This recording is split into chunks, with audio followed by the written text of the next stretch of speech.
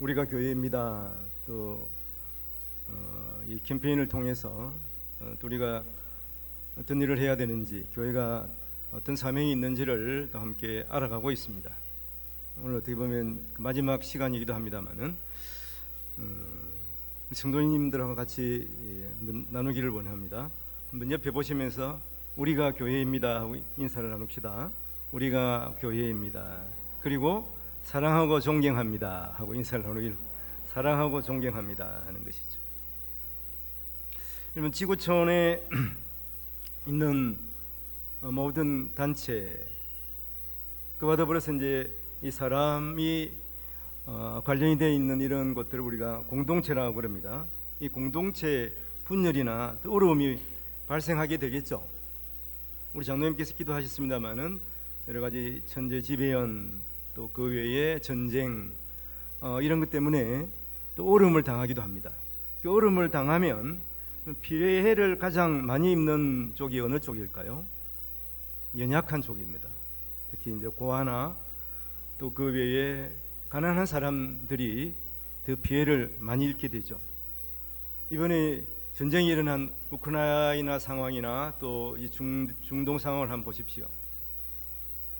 가장 힘들어하는 사람들이 어린이들이나 또 가난한 사람들이, 외로 이 강한 사람들은 별로 피해를 입잖아요. 우크라이나 러시아에 보니까 전쟁통에 어떤 뇌물을 주고받고 그래서 어떤 그 주기를 내려놓은, 불명예스럽게 해가지고 내려놓는 사람들이 외로 많더라고요. 이게 이제 기회가 되는 거예요. 뇌물을 받거나 범죄를 저질러도 별로 처벌을 받지 않는 이러한 일이 있습니다. 그래서 외로 보면은 어려움을 당할 때 강한 사람은 더 강하게 되는 것처럼 보여집니다. 주위의 사람들을 자기에게 끌어오기가 쉬운 것이죠. 그래서 그런 것을 이용해서 이권을 차지하게 되는 것이죠. 그리고 또 한 3년 이상 코로나가 온 세계를 휩쓸지 않습니까? 그런 상황을 보면 그 통계에 의하면은 세계적인 부호들은 더 부자가 된 거예요. 재산이 더 많아진 겁니다. 힘들어한 사람들은 외로 누굽니까? 영세인들, 가난한 사람들, 작은 사업을 하시는 분들이 더 힘들어한 것을 우리가 볼 수가 있습니다. 한국 교회도 사실은 코로나 전국을 맞이하면서 급속도로 성도들이 많이 줄었다고 합니다. 교회가 많게는 한 15,000개, 적게는 한 10,000개 이상이 문을 닫았다고 하는 거예요. 작은 교회 목회자들이 교회를 닫고 또 생계를 유지하기 위해서 다른 직업들을 택해서 떠난 경우가 많았습니다. 이번에 제가 이제 홈커밍데이 때문에 홈커밍데이는 이제 그 신학교 동문들을 또 같이 만나고, 특히 동기 목사님들하고 이렇게 또 만나는 그런 시간들이 있었습니다. 근데 보면 신학교 졸업하고 한 20년 이상 떨어져 있었던, 전혀 연락도 못한 그런 동기들이 있습니다. 나름대로 이제 이번에 홈커밍대를 하니까 우리 동기들이 한번 모입시다 그랬는데, 저도 이제 연락을 못한 그러한 동기들을 어떻게 전화번호를 찾아가지고 전화를 해보니까 어떤 분이 이미 돌아가셨더라고요. 어떤 분은 목회 잘 하시다가 너무 힘들어가지고 목회를 그만두고 식당 하시는 분도 있고, 또 운전 이렇게 하시는 분도 있고, 이런 상황들을 우리가 보게 된 것입니다. 그래도 의미 있는 일은 또 힘겹게 이렇게 목회를 하면서 서로 또 격려하고, 특히 이제 미래자립교회, 미자립교회라 그러는데 지금 미래자립교회라 그러는데, 이런 교회들을 또 방문하고 또 도울 수가 있습니다. 그리고 또 신학생들을 만나서 또 그들에게 많지는 않지만 또 장학금을 지불하기도 하고, 사실은 이제 신학교 전통으로는 옷 물러받기 그런 게 있습니다. 그래서 이제 신사복을 물려주거나 이랬는데, 지금은 이제 그게 별로 의미가 없어진 것 같아요. 신사복이 너무 많으니까. 그래서 이제 그건 없어졌습니다만은 이렇게 격려하고 도울 수 있는 그런 의미 있는 시간을 가진 것 같아요. 사실 이런 일들이 교회와 교회 간에도 필요하지 않겠습니까? 그리고 성도 간에도 마찬가지예요. 이 성도들도 서로 연약한 자들을 돕고 또 섬기는 것이 이게 교회의 어떤 본분이라 이렇게 볼 수가 있겠습니다. 그래서 고린도전서 12장 오늘 21절 22절을 보면 그런 말씀이 있어요. 눈이 손들어 내가 너를 쓸 데가 없다 하거나 또한 머리가 발들어 내가 너를 쓸 데가 없다 하지 못하리라. 그뿐 아니라 더 약하게 보이는 몸의 지체가 더 요긴하다 이렇게 말합니다. 그러니까 교회가 연약한 지체들을 보살피고 귀하게 여겨야 한다 그런 말을 하는 것이죠. 그리고 하나님께서는 이 부족한 지체에게 귀중함을 더하셨다 이렇게 말씀합니다. 이게 하나님의 마음이에요. 우리 몸 가운데 연약해 보이는 지체들이 나름대로 있지 않습니까? 눈이 얼마나 연약하면 얼마나 요긴합니까? 그리고 보이지 않지만 우리 오장육부를 보십시오. 안에 있지만은 너무나 중요합니다. 심장 그냥 깜빡깜빡 하다가 그게 멈추는 순간 우리 생명이 끊어지는 것이죠. 우리 머리에 수십만 개의 핏줄이 지나가는데 그 하나가 끊어지면 어떻게 됩니까? 그 뇌출혈이 오는 거예요. 우성수 우리 병희 집사님이 이제 병원에 어제 갑자기 입원하셨거든요. 그래서 뇌졸중으로 지금 입원해 계신데 중환자실에 계십니다. 하여튼 우리의 몸에 하나하나 핏줄 하나하나도 얼마나 소중한가 하는 것을 우리가 생각할 수가 있습니다. 아주 작은 거지만 그것 때문에 우리 몸이 살 수가 없는 것입니다. 하나님께서는 오늘 이 말씀과 더불어서 고린도전서 1장에 보면 이런 말씀을 하시죠. 1장 27절에 보면 그러나 하나님께서 세상에 미련한 것들을 택하사 지혜 있는 자들을 부끄럽게 하려 하시고 약한 것들을 택하사 강한 것들을 부끄럽게 하려 하시며 이렇게 말합니다. 우리가 강한 사람입니까? 우리가 그렇게 지혜로운 사람이에요? 하나님께서 우리를 택하신 이유가 무엇입니까? 더 강한 자들을 부끄럽게 하기 위해서, 지혜로운 자들을 부끄럽게 하기 위해서 하나님이 어떻게 보면 일부러 연약한 자를 택하신, 일부러 약한 우리를 택하신 거예요. 어떻게 보면 우리가 연약하거나 부족하거나 그렇지 않았으면 하나님께서 택하지 않았으면 어떻게 하겠습니까? 예수님께서 명절에 베데스다 연못가에서 한 사람을 택하셔서 그 사람을 그러게 하셨거든. 건강하게 하셨어요. 그 사람이 누굽니까? 하여튼 30몇 년 동안 꼼짝을 못하고 누워있던 사람이에요. 성경에는 기록이 없지만은 그 사람이 그 베데스다 연못가에서 아마 가장 연약했기 때문에 하나님께서 택하시지 않았을까? 저는 개인적으로 그렇게 생각을 하는 거예요.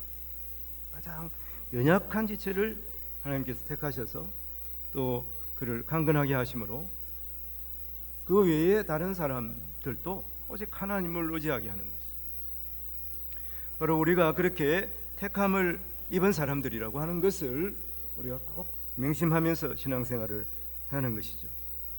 우리가 교회의 사명에 대해서, 책임에 대해서 함께 논하면서 이제 사랑의 공동체 캠페인 40일 동안을 진행을 했습니다. 먼저는 무엇입니까? 우리가 성령 충만한 예배자가 되어야 하고 또 은혜에 비친 훈련자가 되어야 하고 그 다음에 우리가 전도자가 되어야 합니다. 그리고 또 하나님께서 우리를 치료하신 그 하나님의 은혜를 알고 우리가 치료자가 되어야 하는 것이고 또 그와 더불어서 화해하는 우리 직분을 하나님께서 우리에게 주셨죠. 그리고 우리가 사회적인 책임을 감당해야 하는, 책임을 감당하는 사명자로 우리를 불러주셨다 하는 것을 우리가 생각하면서 우리가 교회 생활, 신앙 생활을 해 가야 하는 것입니다. 특별히 지난 시간에 우리가 함께 말씀을 나눈 대로 우리는 하나님께서 우리를 세상의 빛이라, 세상의 소금이라 예수님께서 그렇게 말씀하셨잖아요. 그것은 우리에 대한 기대를 드러내는 거예요. 너는 이미 세상의 빛이고 세상의 소금이기 때문에 빛 대신 예수 그리스도를 닮아서 세상의 빛으로 살아가라고 하시는 주님의 엄한 또 명령이 있는 것입니다. 오늘 이 말씀을 통해서 오늘 제목을 우리가 교회입니다로 정했습니다. 물론 오늘 이 본문을 가지고 여러 가지 이제 제목을 정할 수도 있겠죠. 그렇지만 우리가 교회입니다를 함께 나누면서 이 교회의 사명이 무엇인가, 또 우리가 성도 상호간에 우리가 어떻게 우리가 생각하면서 신앙생활을 해야 될 것인가를 함께 나누기를 원합니다. 하나님께서 우리 먼저 각자에게 사명을 주셔서 충성하게 하셨어요. 충성. 오늘 12장 20절 21절에 보면 지체는 많으나 몸은 하나라. 눈이 손들어 내가 너를 쓸 데가 없다 하거나 또한 머리가 발들어 내가 너를 쓸 데가 없다 하지 못하리라. 각자의 기능이 있잖아요. 눈은 눈의 기능이 있고 또 손은 손의 기능이 있어요. 귀는 귀의 기능이 있습니다. 발은 발의 기능이 있어요. 내가 너하고 다르다 그래서 그것을 무시할 수가 없어요. 쓸데없다고 결코 말할 수가 없는, 이건 우리가 너무나 잘 아는 상식이잖아요. 만일에 나는 손처럼 이렇게 못하니까 참 발은 나를 발이라고 한번 생각해 보세요.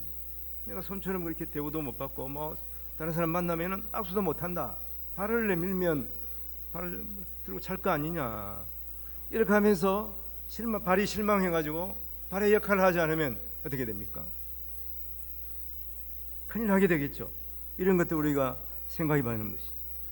그래서 우리의 몸에 탈이 나는 것은 그 맡은 일에 그 기능을 다하지 못하기 때문에 그래요. 그래서 충성이라는 의미를 생각하면 충성은 그냥 열심히 하는 것보다 자기가 맡은 일을 잘하는 것이 충성이에요. 그래서 내가 맡은 일이 뭔가 그걸 잘 생각해 보고 그 일에 최선을 다하는 것이 바로 충성이다 하는 것이죠. 하나님께서 우리를 그렇게 불러주셨어요. 하나님께서 이 교회를 섬기도록 하나님께서 이미 계획하시고 우리를 구원하시고 통업교회를 섬기도록 하나님께서 하신 거예요. 이거 우연이 아닙니다. 하나님께서 통업교회에서 할 일을 맡겨주신 거예요. 우리 가정에서도 마찬가지예요. 가정에서 내가 할 일을 하나님께서 맡겨주셨어요. 그래서 내가 가정에서 내가 맡은 일을 감당해 가는 것입니다. 하나님께서 나를 인정해 주셨다고 합니다. 2차 대전이 아니고 남북전쟁 때에 링컨 대통령에게 상소가 한번 올라왔는데 어떤 병사가 탈영을 했다는 거예요. 그 당시에 탈영하면 사형이잖아요. 그래서 이제 사형 엄도를 받고 죽을 날을 기다렸는데 그게 이제 대통령이 올라갔어요. 그 대통령이 보니까 이 사람 그들 좀 불러서 한번 이야기를 해봐야 되겠다. 그러니까 자기가 탈영하려고 한 것은 아닌데 하여튼 누명을 쓰고 그렇게 탈영병으로 붙잡혔다 하는 것이. 대통령이 그걸 인정을 했습니다. 이 탈영병이 아니다. 그래서 사면서를 써준 거예요. 근데 이분이 전쟁터에서 열심히 싸우다가 죽었어요. 근데 그 품에 보니까 대통령이 사인한 그 사면서가 품에 탁 안고 있는 거예요. 안쪽에 있는 거예요. 그것은 왜 그렇겠습니까? 대통령이 나를 인정했다는 것이죠. 그래서 그는 자기 생명을 무릅쓰고 같은 적군을 향해서 돌진했다고 하는 것이죠. 하나님께서 우리를 그렇게 인정해 주셨어요. 우리가 얼마나 죄인입니까? 우리가 어떻게 구원받을 수가 있습니까? 하나님께서 너를 예수 그리스도 자기 아들의 피로 우리의 모든 죄를 사하시고 우리에게 너 죄 없다 하나님이 인정해 주신 거예요. 얼마나 귀한 것입니까? 그래서 우리는 주님을 위해서 하나님을 위해서 내 생명도 드릴 수가 있어야 돼요. 그러면 그 사람의 가치는 그 사람의 생각하기에 나름이에요. 내가 과연 내 자신만 생각하면서 살아간다 그러면 그 사람의 사이즈는 그밖에 안 되는 거예요. 근데 내 가정을 생각하며 살아간다 그 사람의 사이즈가 그만한 거예요. 이 사회와 민족을 위해서 정말 내가 희생하고 봉사하겠다 그러면은 뭐 그 사람의 사이즈가 그만큼 큰 거예요. 빼고 가는 사람이죠. 근데 나는 무엇입니까? 우리는 하나님께서 인정하셨잖아요. 하나님을 위해서 내 생명도 드릴 수가 있다. 그러면은 그 사람이 하나님을 닮은 사람, 예수를 닮은 사람으로서 살아가게 되는 것이죠. 하나님께서 나를 인정하시고 이 우리 가정을 맡기시고 또 이 교회에서 섬기게 하시는 것이죠. 그 사도 바울은 디모데전서 1장 12절에 이렇게 말씀: 나를 영하게 하신 그리스도 예수 우리 주께 내가 감사함은 나를 충성되이 여겨서 내게 직분을 맡기심이니. 그럼 우리에게도 직분이 주어졌잖아요. 그 직분을 우리가 어떻게 감당하고 있습니까? 난 하기 싫은데 막 그 직분 받았어, 이러면 안 되죠. 물론 우리가 투표해서 각자 직분을 이렇게 허락해서 직분을 맡았습니다만은 사실은 하나님께서 계획하시고 나를 충성되이 여기서 그 직분을 우리에게 맡겨주신 것이지. 그걸 우리는 어떻게 해야 됩니까? 충성된 마음으로 내가 맡은 그 직분을 감당해야 하는 것입니다.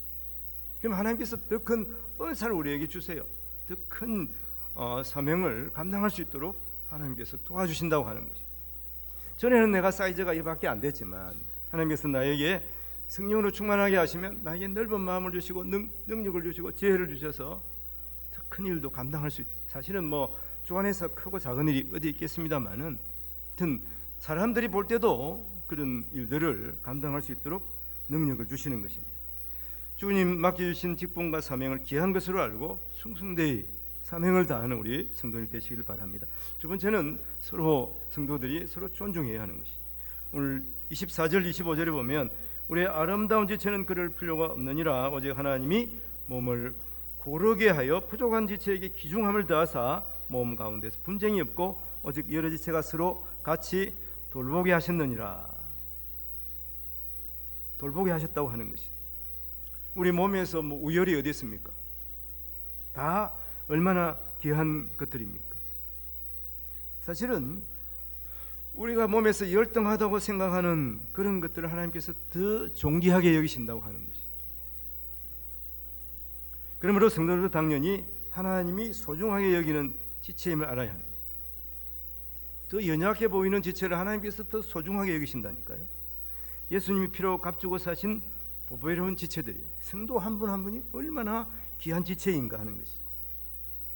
그러면 하나님께서 나를 그렇게 예수 그리스도의 피로 값주고 예수의 생명값으로 우리를 구원하셨다면 나뿐만 아니라 다른 성도들도 마찬가지예요. 다른 성도들도 예수님의 생명값으로 그 사람을 구원하셔서 오늘 이 자리에 우리와 함께 예배하게 하신 것을 우리가, 그래서 우리는 다른 사람을 귀하게 여기고 존중해야 하는 것이죠. 몸의 지체는 다 존귀합니다.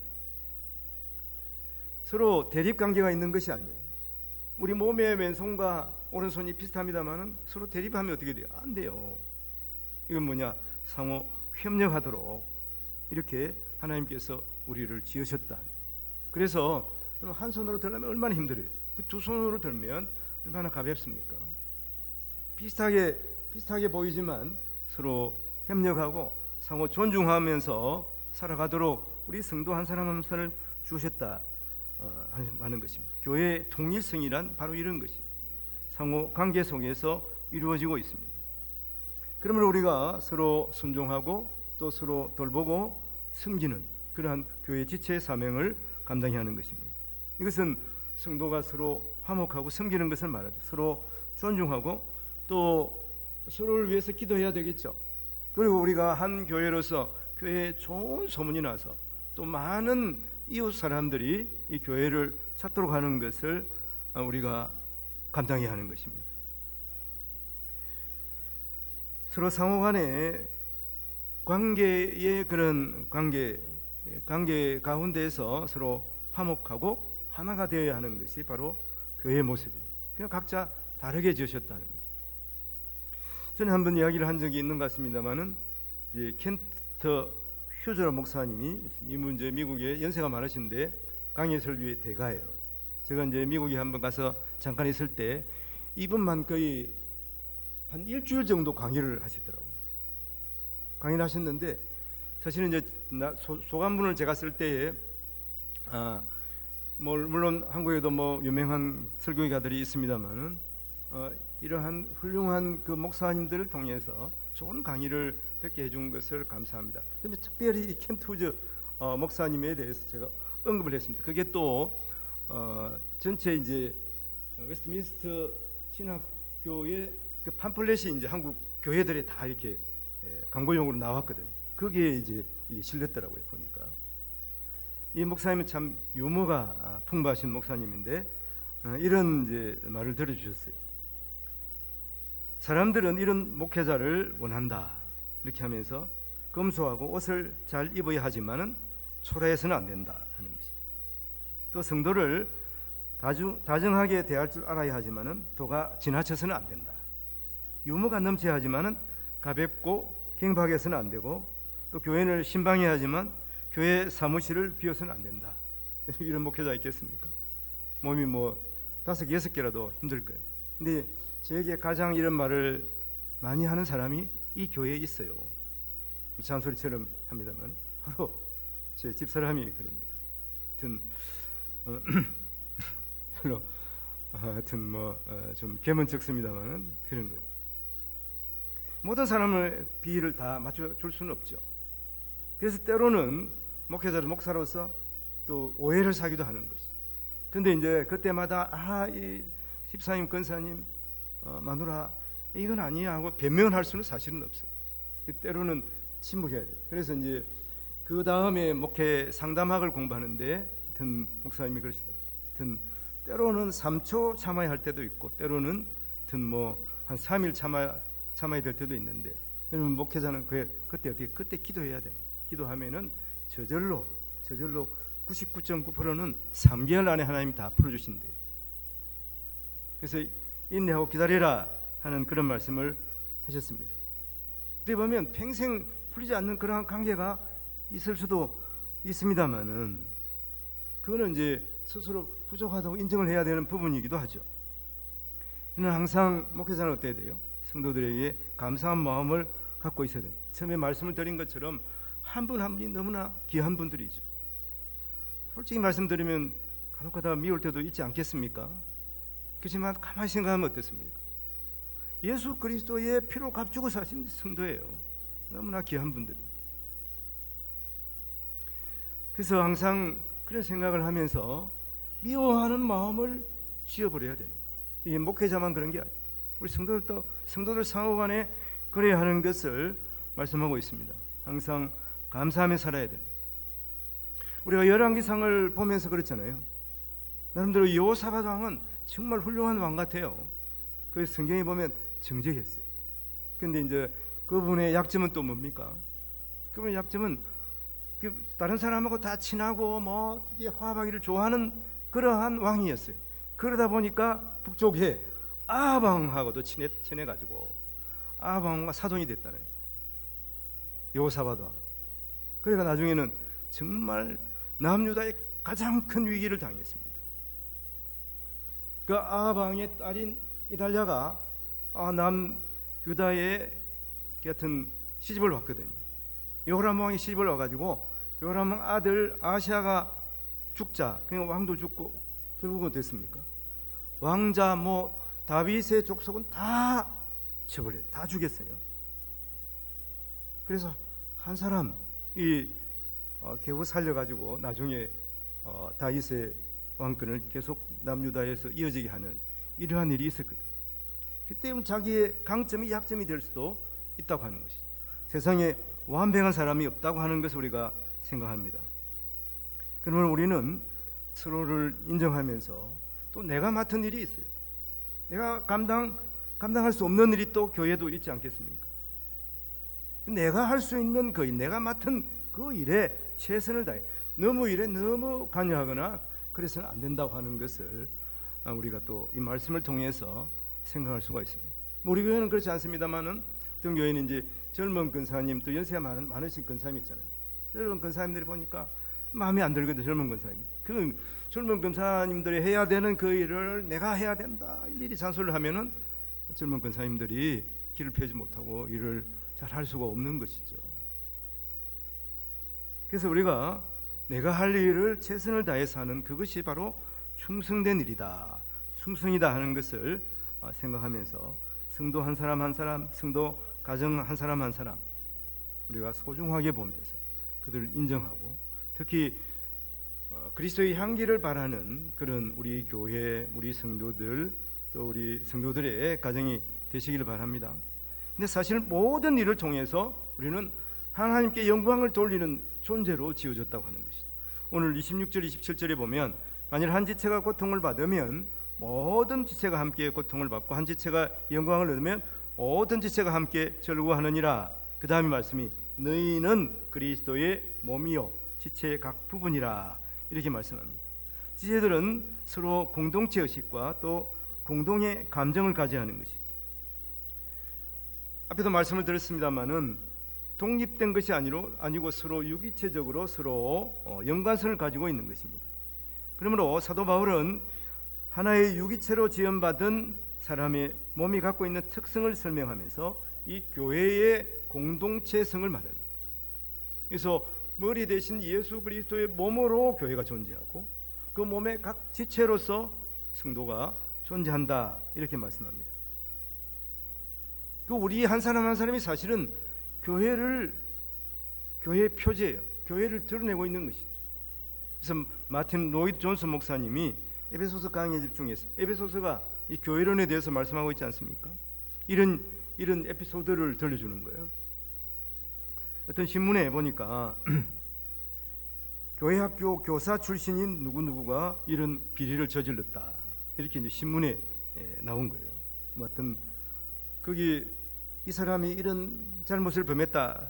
그 앞에 교회 학교 교사인 누가 하는 것이. 그 당시에는 그랬던 것 같아요. 우리 신문에도 그런 적이 있었습니다. 모 교회 권사들이 이런 비리를 저질렀다. 특히 이제 옷 때문에 그런 일, 비싼 옷을 교회 권사들이 입는다. 한때 이제 그런 소문들이 있어요. 제일 시집가기가 곤란한 그런 집이 누구냐 하면 서울 강남의 근사님 집에 하여튼 시집가기가 제일 하여튼 조심해야 된다. 너무 수준이 높은 것. 듣나 한 사람 한 사람이 그 교회를 상징하는 거예요. 근데 이렇게 존슨 목사님께서 그렇게 말씀하신 이유가 뭐냐 하면, 그래서 목사님이 한번 조사를 해봤더니 이 교사가 사실은 30년 전에 잠깐 교회 교사를 하다가 그만둔 거예요. 그리고 30년 동안 교회를 안 나온 것입니다. 그런데도 신문에는 뭐라고 기록이 되어 있어요? 교회 학교 교사인 누구가 이런 비리를 저질렀다 이렇게 하는 것이죠. 마귀스탄은 끊임없이 이렇게 어떤 사람의 잘못 이런 것들을 그 교회를 공격하는 그러한 어떤 필미로 삼고 있다고 하는 것이죠. 물론 교회가 더욱 정직하고 또 교회 지도자들이 첨령 결백해야 합니다만은 됐습니까? 이렇게 안티 그리스도인들 마귀스탄은 끊임없이 교회를 공격하고 있는 것이죠. 그래서 우리는 사회로부터 이런 비판의 소리를 들을 수밖에 없는 것입니다. 그렇지만 또 우리가 반성해야 될 부분은 많이 있겠죠. 그래서 교회됨을 위해서 더욱 우리가 애쓰고 노력해야 하는 것입니다. 많은 교회와 목회자들이 교회 회복을 위해서 더욱 희생하고 또 수고해야 하는 것을 말씀하고 있습니다. 성도는 자신이 그리스도의 몸이고 또 중요한 교회의 지체이기에 더욱더 이 개인의 이익을 위해서도 우리가 또 일을 해야 됩니다만은 특별히 이 교회의 유익을 위해서 일해야 돼요. 우리 교회의 올해 표가 그러지 않습니까? 하나님을 기쁘시게, 그 다음에 사람을 유익하게 하는 이 일을 우리가 감당해야 하는 것이죠. 모든 교회의 성도들이 하나님의 영광을 위해서 빛과 소금이 되어야 한다 하는 것입니다. 그래서 우리 때문에 교회가 욕을 먹거나 또 나 때문에 또 하나님께서 또 예수 그리스도께서 망령되이 이끌게 되는 일들이 없도록 항상 우리는 공동체성을 가지고 이 교회의 책임을 가지고 우리가 살아가야 합니다. 그래서 몸과 마음과 우리의 말까지도 항상 조심해야 하는 것을 말씀하고 있습니다. 그래서 하나님의 영광이 아니라면 어떤 이익이나 권리도 포기할 줄 아는 그런 성도들이 되어야 하는 것입니다. 우리의 모든 기준은 첫째 하나님을 기쁘시게, 하나님께서 영광 받으시는 일을 위해서 우리가 기꺼이 희생할 수가 있어야 한다 하는 것을 우리가 교회 미달을 통해서 다시 한번 우리가 깨우치게 되는 것입니다. 사실 이번에 이제 제가 서울 가면서 여러 목사님들하고 연락을 해봤습니다만은 우리 동기 목사님 중에서 한 목사님이 사랑의 교회 부목사로 있다가 이제 고등학교, 서울의 고등학교 강단을 빌려서 교회를 개척했어요. 이게 엘리트 목사님이신데 교회 이름이 다움 교회입니다. 다움 교회. 왜 다움 교회를 지었냐 물어보니까 하나님이 불러주시고 성도 삼으신 대로 성도답게 하나님의 자녀답게 살아가기 위해서 그렇게 이제 이름을 다움 교회로 지었어요. 다움 교회. 앞에 말이 뭐겠습니까? 그리스도인 다움 교회겠죠. 그러니까 그리스도인 그걸 빼고 다움 교회라고 이렇게 쉽게 이름을 지었는데, 근데 이분이 책도 냈어요. 책 이름이 뭐냐 하면 크리스천 다움. 책 이름이 크리스천 다움. 그러니까 그리스도인답게 살아가라 하는 것이죠. 너희가 하나님의 자녀이면 하나님의 자녀답게 살아가라 하는 내용이에요. 사실 우리가 묵상하는 이 큐티집 2018년도 1월 달에도 이제 이 크리스천 다움 이 책을 인용한 내용들이 있습니다. 하여튼 하나님의 자녀된 우리는 하나님의 자녀답게 살아가야 하는 것이 세상의 즐거움이 아니라 하나님이 주시는 그 즐거움을 기뻐할 수가 있는 거예요. 우리가 예배를 통해서 하나님이 주시는 그러한 은혜를 받아야 하는 것이, 그게 기쁨이 되어야 하는 것이. 우리가 금요 기도회를 드립니다만 금요 기도회 억지로 나오면 되겠습니까? 하나님 앞에 기도하는 것이 얼마나 우리에게 큰 은혜가 되는가, 유익이 되는가. 이것을 알고서 그것을 기대하면서 교회에 나오고 기도해야 하나님께서 또 그 기도에 부응하는 은혜를 주시는 것입니다. 억지로 하려고 하면 안 돼요. 몇 번은 할 수가 있지. 우리가 직분도 감당하는 것이 그렇지 않습니까? 내가 이 직분 받았으니까 해야 되겠다, 이건 부담 때문에 하게 되면 우리가 지속적으로 할 수가 없는 것이에요. 지속적으로 할 수 있는 것은 무엇입니까? 하나님이 주신 은혜가 얼마나 큰가, 하나님께서 나를 어떻게 구원해 주셨는가, 내가 어떻게 하나님 앞에 감사하며 살아가야 하는 존재인가, 그것을 우리가 분명히 알 때 우리가 지속적으로 죽는 그 순간까지 우리가 하나님 앞에 예배자로서 기뻐하며 살아갈 수가 있는 것입니다. 이것이 바로 충성되게 일할 수 있는 이유가 되는 것입니다. 우리가 함께 오늘 새벽에 나누었던 생명의 삶 교재에 보면 베드로전서 1장 14절 15절에 그런 말씀이, 전에는 내가 알지 못하여서 내 사욕대로 행하였지만 오직 너희는 부르신 거룩한 이처럼 너희도 모든 행실에 거룩한 자가 되라고 그렇게 분명하게 말씀하고 있습니다. 우리가 어떠한 존재가 되었는가를 깊이 생각해야 하는 것이죠. 그 안에서 하나님의 영광을 위해서 사는 성숙하고 또 신령한 성도들이 가득하기를 바랍니다. 바로 우리 성도들이 그런 성도들이 되기를 바랍니다. 그러기 위해서는 또 우리가 또 나에게 주신 사명을 감당하면서 또 그 은혜를 생각하면서 또 서로 사랑해야 되는 것이죠. 고린도전서 12장 30절 31절에 이런 말씀이 있어요. 다 병 고치는 은사를 가진 자이겠느냐, 다 방언은 말하는 자이겠느냐, 다 통역하는 자이겠느냐, 너희는 더욱 큰 은사를 사모하라. 내가 또한 가장 좋은 길을 너희에게 보이리라. 이게 고린도서 12장 마지막에 주시는 말씀이에요. 큰 은사를 사모하라. 그리고 고린도전서 13장이 시작되잖아요. 고린도전서 13장이 사랑장이잖아요. 가장 큰 은사가 서로 사랑하는 거라고 말합니다. 서로 사랑하며 살아가야 하는 존재가 또 그리스도 있는 것입니다. 서로 사랑하며 아껴주는 공동체, 주님이 함께하는 우리 동업교회, 영광스러운 지체들로 인해서 우리가 즐거워하고 함께 기뻐하며 또 찬양하는 교회가 되기를 주님의 이름으로 축원을 드립니다. 오늘 말씀 한번 생각해 보십시오. 먼저 각자 하나님이 주신 사명을 충성되이 잘 감당해야 하는 것입니다. 그리고 서로를 귀하게 여기며 또 서로를 존중해야 하는, 서로가 하는 일들을 또 돕고 또 할 수 있는 그런 우리 성도들이 되어야 하고, 이 모든 일로 하나님께 영광을 돌리는 우리 모든 성도들이 되시기를 바랍니다. 기도하겠습니다.